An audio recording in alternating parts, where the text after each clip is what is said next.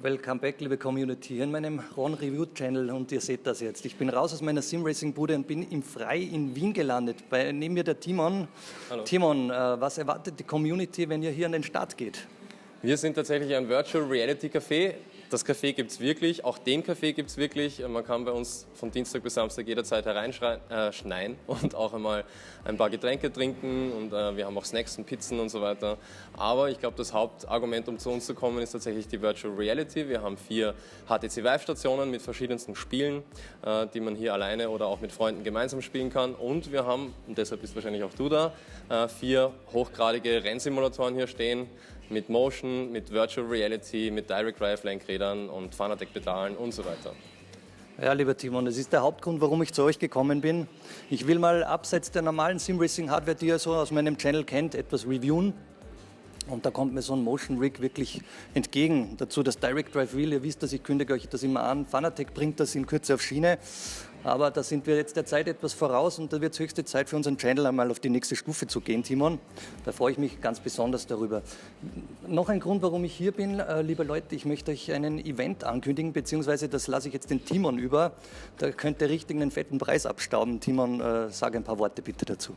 Gut, also wir machen das jetzt das zweite Mal. Das erste hat letztes Jahr stattgefunden und zwar geht es um ein Virtual Reality Racing Tournament. Wir geben unseren Kunden bis zu 2 Monaten Zeit, hier mit einem gewissen Auto auf einer Strecke eine Zeit zu fahren. Wir notieren diese Zeiten, speichern die ein, die sind auf unserer Homepage nachverfolgbar und die schnellsten 16 am Ende dieses Quali-Zeitraums laden wir dann zum Finale ein, also zum richtigen Turnier. Ist dann auch kostenlos.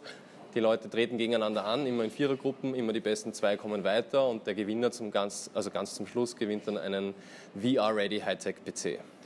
Das klingt spannend, lieber Timon. Für mich natürlich auch interessant, wie es mir dabei geht. Ich werde so ein Qualifying bestreiten. Der Timon geht mir hier zur Hand. Er erklärt mir ein paar Details und ich schaue mal, ob ich als Mr. Hotlapper auch etwas auf die Piste bringe. Sicher. Timon, wir schauen, ob das geht.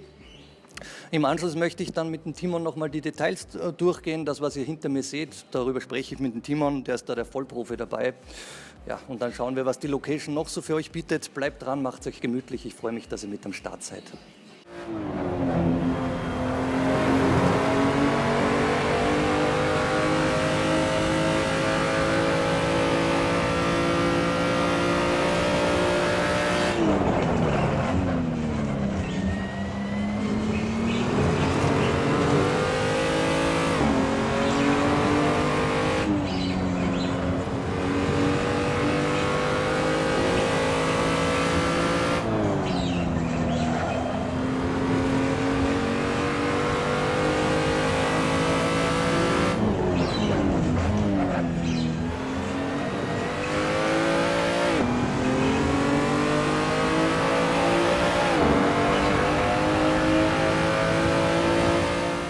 Ja, liebe Community, ich bin gerade aus dem Simulator raus mit dem Timon. Ich habe das gesehen, mein Qualifying, das war nicht das Überragendste. Und ich habe dem Timon dann gleich gefragt, Timon, ich war eine Sekunde langsamer als bei mir zu Hause, ich hänge hier oben die Bilder mit rein. Und sagte Timon, alles kein Thema, eine Sekunde drauf, das erste Mal auf dem Motion Rig, ist okay, Timon? Völlig normal, es ist ganz normal. Völlig normal, dann bin ich beruhigt. Und dann haben wir eine Challenge gemacht, der Timon hat mich mit dem Porsche RSR und ich im Ferrari 458 war es, ja, über die NOS gejagt. Die Bilder, die hänge ich euch auch mit rein. Das war für mich fast noch immersiver. Einfach die NOS, ihr kennt die alle aus meinen Reviews, super Strecke, die Ups and Downs und ja, da komme ich jetzt schon direkt zum Punkt. Wie ist es mir gegangen mit dem Motion Rig? Ich war im ersten Moment geflasht. Ich kann es euch ganz ehrlich sagen, ich kenne diese Motion Rigs nur aus diversen anderen Reviews, YouTube und Co. und habe mir gedacht, ja, das ist ein nettes Gimmick. Warum Gimmick? Darüber habe ich mit dem Timon gesprochen. Man denkt, da rüttelt es ein bisschen herum und ja, das ist so ähnlich wie SimVibe, Timon, das kennst du auch. Und dann habe ich mir gedacht, ja, der Aufpreis ist es das wert. Und das war für mich völlig eine neue Erfahrung. Das, was ihr hier jetzt auf dem Video als Ruckler empfindet, das ist richtige Motion. Da habt ihr Bewegung drin.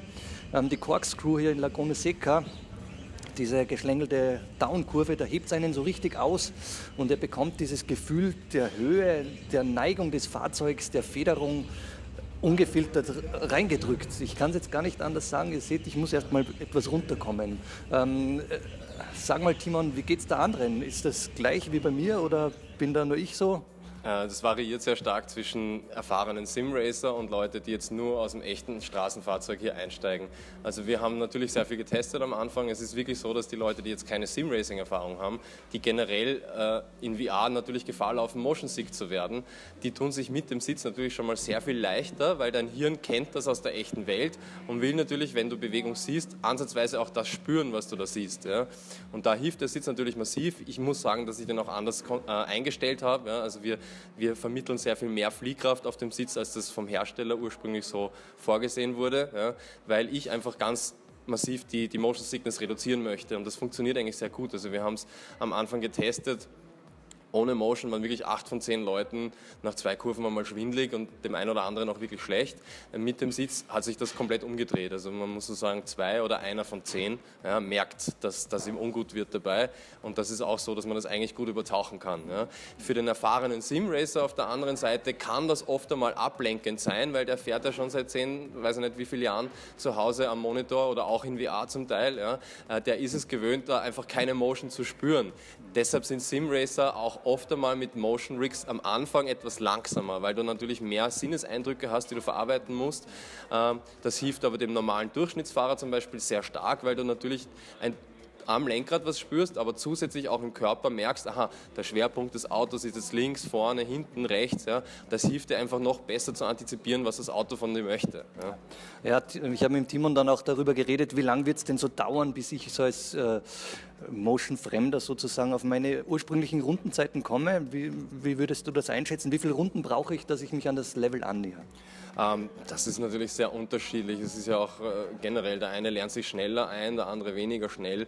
Es liegt ein bisschen an der Erfahrung, aber in der Regel bist du mit einer Stunde hier wieder auf deinen Zeiten. Also das würde ich schon behaupten. Okay. Wir schauen uns jetzt das Setup an, das der Timon für uns am Start hat. Da drehe ich mich jetzt etwas seitlich, damit ihr da einen Blick drauf habt.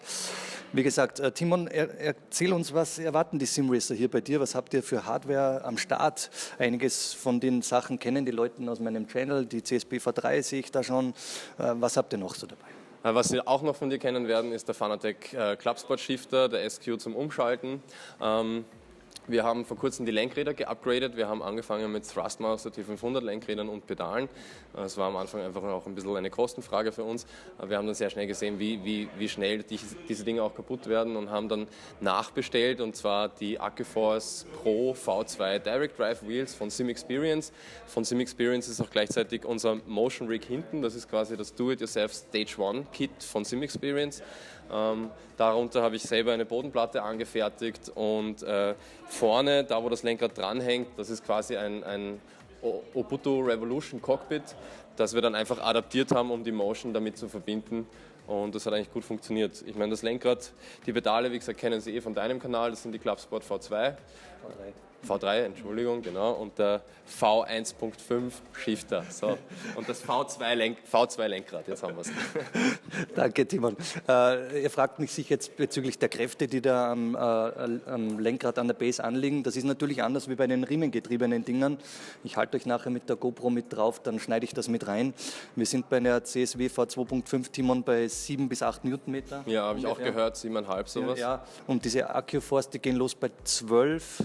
Genau, die haben alle reihenweise 12 Newtonmeter starke Motoren. Die haben 12 Newtonmeter, und Simon hat mir vorher gesagt im Vorgespräch, dass ihr die mit ungefähr 60-70% Vorclipping betreibt.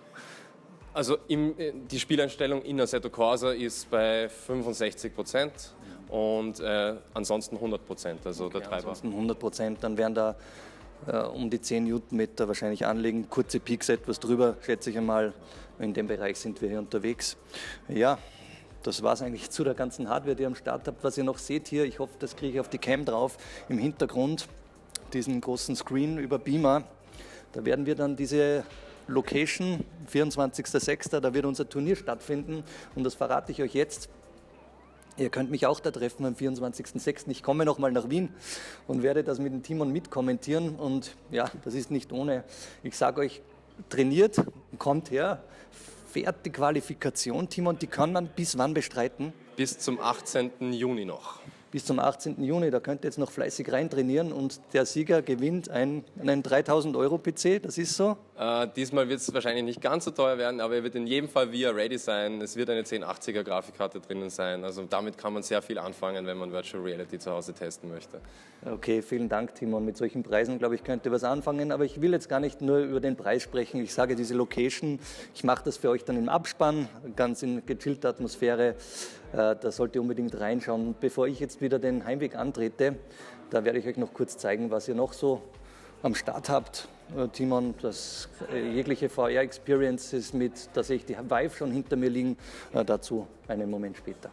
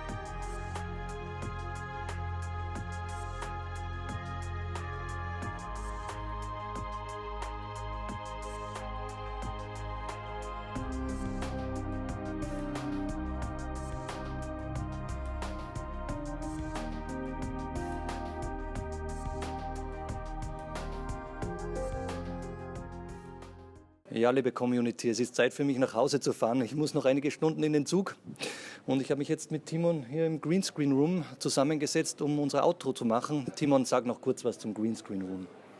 Ja, es war ein Wunsch von mir, den zu haben, weil wir natürlich auch selber Marketingmaterial anfertigen.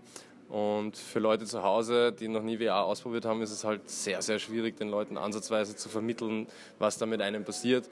Und da hilft so ein Green Room natürlich schon stark. Da gibt es ja die Möglichkeit, die Kamera extra zu tracken, entweder mit einem zusätzlichen Controller zu versehen oder ein Tracking-Modul von der Vive einfach dran zu schrauben.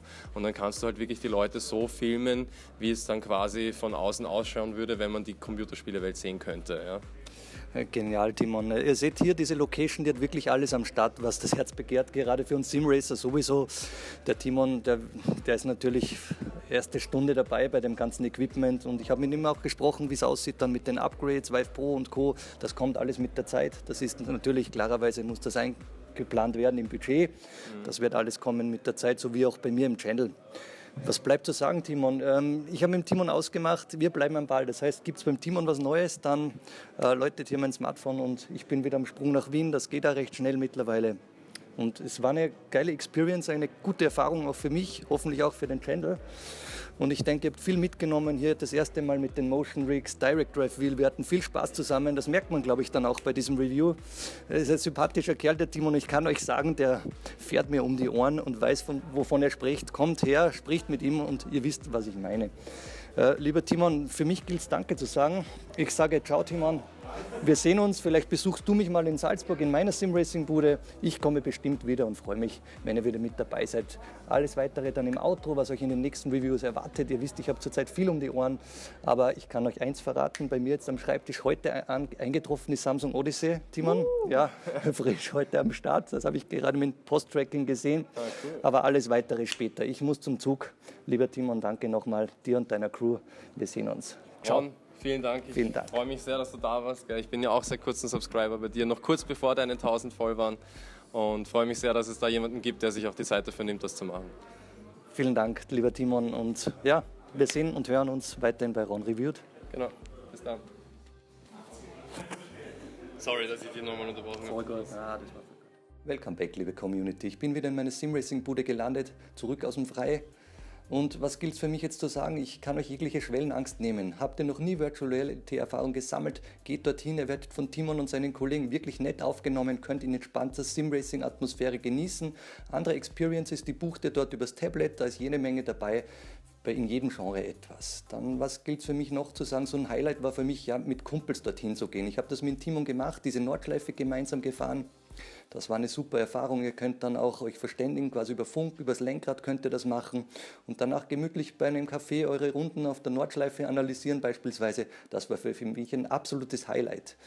Dann, was gibt es noch zu sagen? Dieses Tournament. Wenn ihr mich treffen wollt, am 24.06.2018 ist es soweit. Da bin ich mit dem Timon am Start. Ich kommentiere diesen Event und finde da sicher auch Zeit, mit euch zu quatschen. Das heißt, habt ihr Bock, da zu kommen, dann freut es mich, wenn ihr ins Freie nach Wien kommt. Ja, und wir finden da sicher Zeit, etwas Fachs zu simpeln, einen Kaffee miteinander zu trinken, was auch immer. Das wird ein cooler Event, das kann ich euch auf jeden Fall versprechen. Was erwartet euch noch hier jetzt in meinem Simracing Channel in den nächsten Wochen? Das habe ich euch versprochen. Hier unten seht ihr das G29. Da bin ich auch gleich beim Thema. Ich möchte ein Kanal sein für alle Ligen des Simracings sozusagen. Für Einsteiger, Midrange, High-End-Setups und vielleicht dann auch für Motion Rig. Mal sehen, was da bei mir in der Bude einmal einzieht. Das werden wir alles sehen. Und im Green Room, das habe ich euch verraten, da ist wirklich die Samsung Odyssey am selben Tag, wo ich beim Timo war, bei mir eingetroffen. Die habe ich hier und die freut sich jetzt auf den Gegentest zur Oculus Rift. Das wird wirklich eine spannende Sache für uns Simracer und alle anderen. Was kann denn das Ding? Gleiche Auflösung wie Vive Pro und alles drum und dran. Darüber werde ich dann berichten. Pimax 8K, die sollte auch bald kommen. Ich werde schauen, dass ich im Juni eine Channel News für euch aufbereite. Da packe ich jede Menge Infos dazu rein. Und abschließend gilt es für mich zu sagen, besucht ihr das Freie in Wien, dann richtet einen lieben Gruß vom Ron aus. Wir sehen uns vielleicht in ein paar Wochen dort, das würde ich mich noch mehr freuen.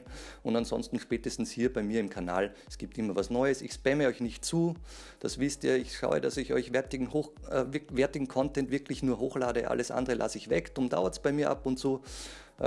Was könnt ihr für mich machen? Ein kleiner Daumen nach oben, der kostet euch ein paar Sekunden. Noch mehr würde mich ein Kommentar von euch freuen. Und wenn ihr sagt, euch gefällt dieser Channel, ihr empfehlt den weiter, dann ist das für mich natürlich das Tollste. Ihr könnt das anderen Locations empfehlen. Vielleicht kommen die mal auf mich zu und ich kann euch noch diverse Sachen reviewen. Hat euch dieses Format gefallen? Dann freut mich das. Kommentiert mir das bitte unten mit rein. Ja, für mich war es das. Ich gehe jetzt raus, habe einiges zu tun. Wir sehen uns in den nächsten Wochen, wir hören uns in den nächsten Wochen. Ich freue mich auf unsere nächste Challenge. Bis bald beim Ron Reviewed.